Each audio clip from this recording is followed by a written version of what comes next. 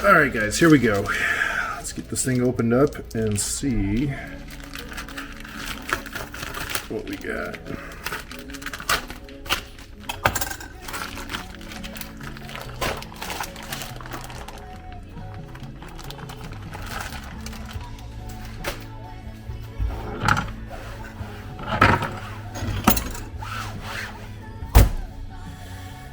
All right, not too bad.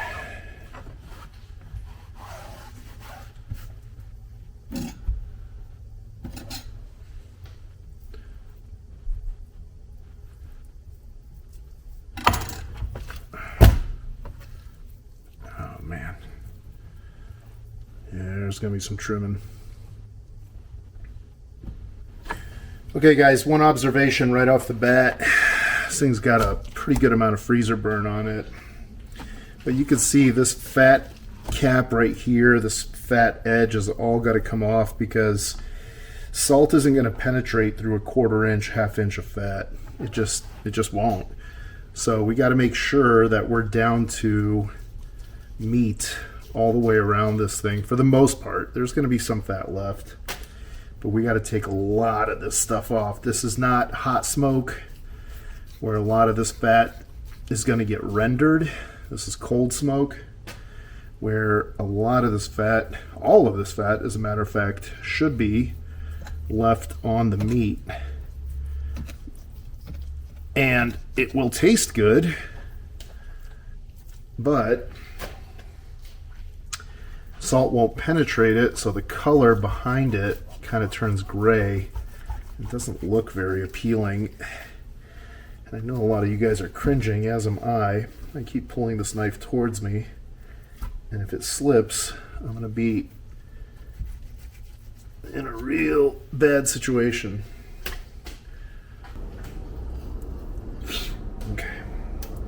Okay guys, so we all know how a brisket runs, right? Primarily this way, this top piece over here, the grain's going to change. So what I'm going to do is I'm just going to slice this in about 1.5 to 2 inch pieces, make 3, maybe 4 nice cuts, and then we are going to dry that whole piece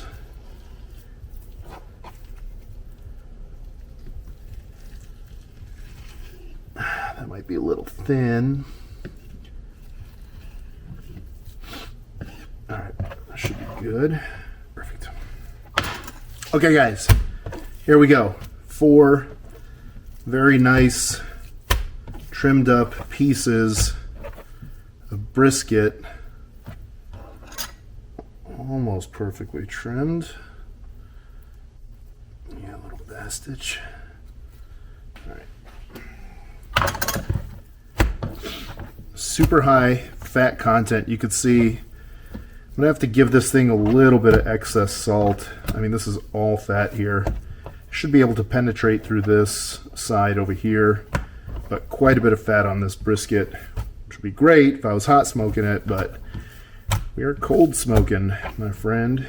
So this is gonna get cured, and it's gonna need extra salt to penetrate. This fat is super hard.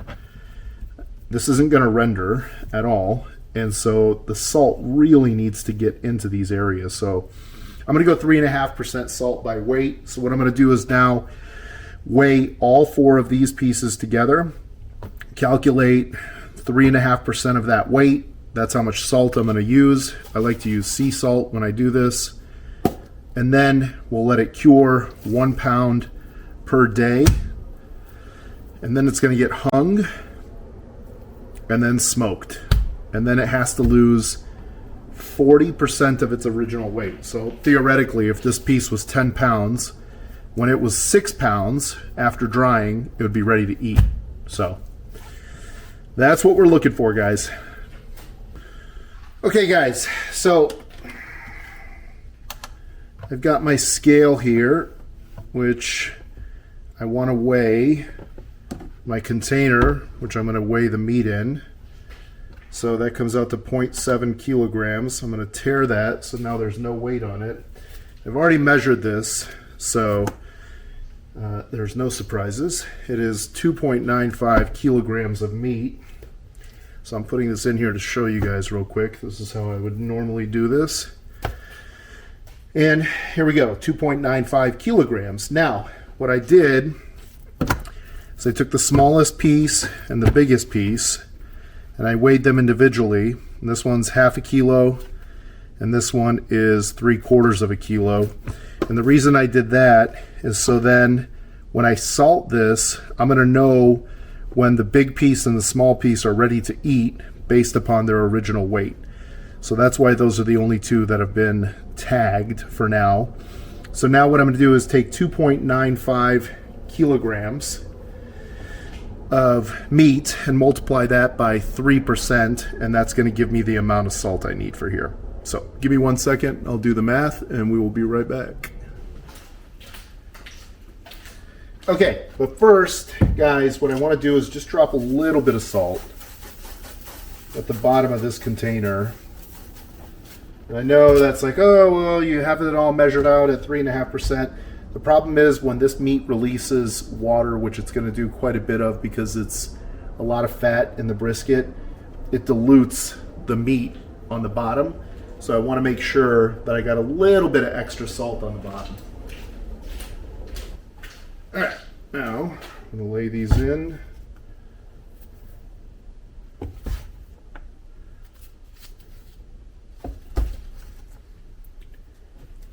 All right, here we go.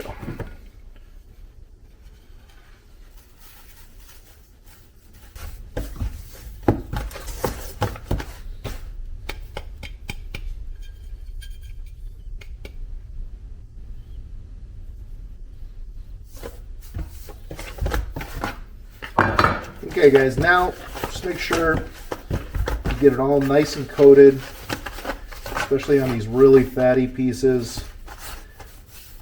And you have salt covering it equally. I always like to put the fat side up, because that allows that salt to penetrate down and through.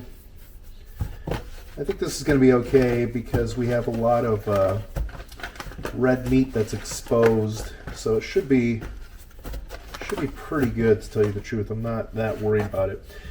The one thing you are going to notice when you pull this out of your refrigerator is that the meat is going to look terrible. All the redness is going to go away pretty much right away, and it's going to oxidize really, really quickly.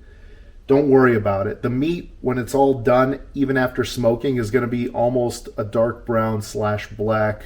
It turns very, very dark. That is totally normal and kind of to be expected. So I wouldn't worry about it very much. It will not affect the taste one bit. The inside will still be nice and pink and red, and it'll be fine. So let's get this into the into the refrigerator now. 38 degrees. My garage right now is 57 because I've got the heat on in here. So at 2.95 kilos, that's about 6 pounds. This is going to sit in the fridge for about a week. So today is Friday? Today is Friday, in between Christmas and New Year. So next Friday I could pull this out and put it into the smoker. In the meantime, tomorrow, what I'm going to do is drain all the liquid that the meat releases, throw it out, clean up the pan, put the meat back in, and we should be good to go. So there it is, guys, ready to sit in the fridge for 7 days and cure.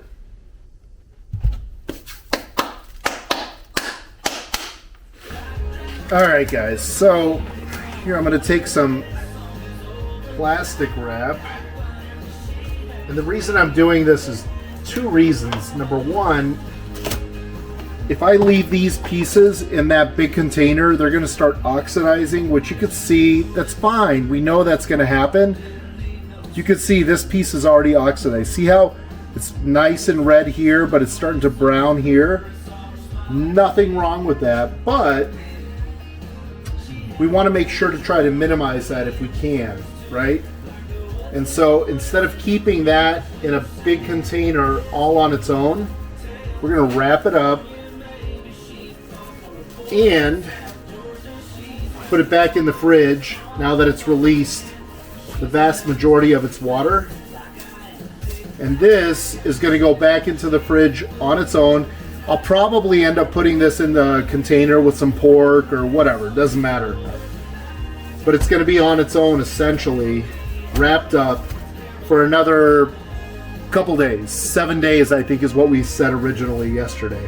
So we're going to do this to each piece, and then in a week we're going to throw that into the smoker.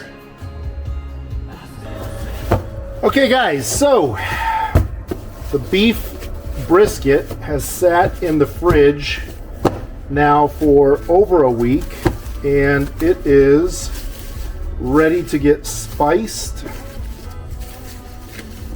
and then thrown into the smoker. And I just want to show you guys, see how, remember what I mentioned about it being a little brown, kind of crummy color. It just looks like oxidized beef, but I promise you this is exactly what it should look like. Now, on my beef, I really like pepper. Oh, and I'm out of pepper, son of a... I do like pepper, so I'm going to put a little bit of pepper. I'm going to do one with cayenne, and I'm going to do a third with a little chipotle. And I think that should be pretty good. And then I'm just going to do one plain. So this one's just going to be pepper. This is ready to get hung up, and this is really, really dry. I don't even have to actually like dry this. With pork, typically you're going to want to hang the meat for 24 hours just to dry it out. But you can see there's literally no water coming off of this meat. So I think this is going to go right into the smoker tonight. So stay tuned. Chipotle.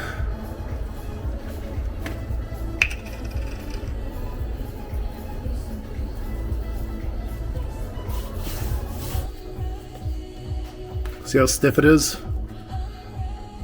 Pretty good. Okay guys, so I hate to do this to you, but I'm gonna have to use this little video clip for about 5 different videos. I've got pork loins in here, I've got the pork shoulder, I've got the beef brisket, I've got the spare ribs hiding in the back. So I've got a fully loaded smoker and it's fired up, and I need to get this thing closed up. But essentially what I want to show you guys is this is now the smoking process. So we're going to smoke this. We're going to give this about 3 to 4 smokes minimum. Some of those pieces, like the ribs, are going to get a lot more than that. But here it comes. Here comes the good stuff. Okay, guys. So, okay, my bad. I was running up and down the stairs. So I pulled all the meat out of the smoker and hung it in my garage last night. And it's been sitting in the smoker now for about 2 weeks, give or take. And the humidity inside the smoker was ideal. It was in that 90% range, and then slowly started dipping down to 80 because the meat itself puts off a good amount of moisture. So, hey, light. So anyhow, the next step now, because we are getting some days where the temperatures are going to be falling down into the high 20s, and they don't want the meat to freeze outside. So what I did is now it's ready to go into the cure room.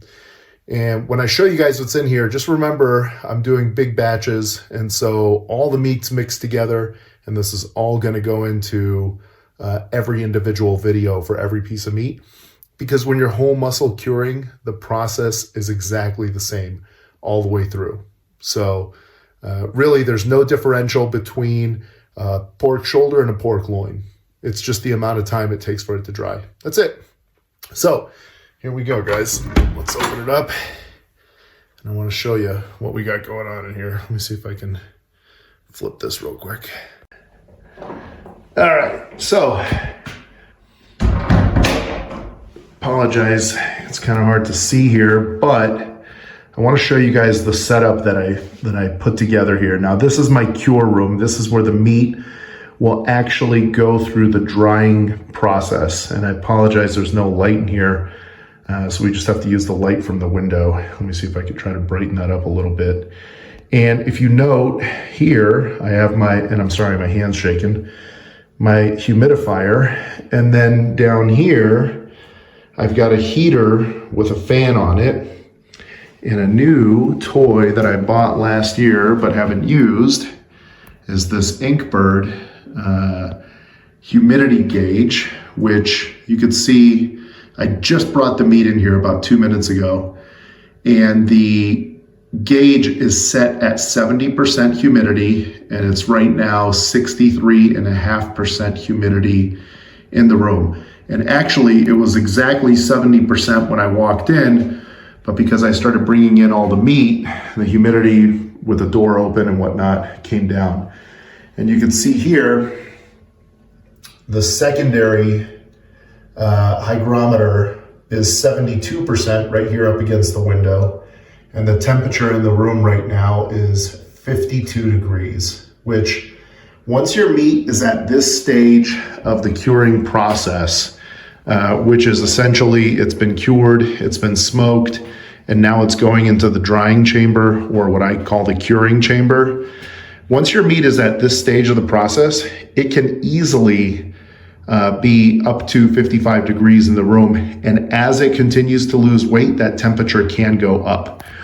Now, the next step of the whole process is keep the humidifier filled, monitor your humidity, and then what you're doing is monitoring the weight. Remember the weight that we put on here?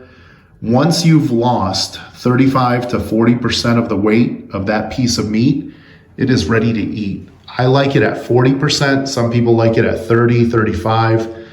I think it's a little too, how shall we say, raw at 30.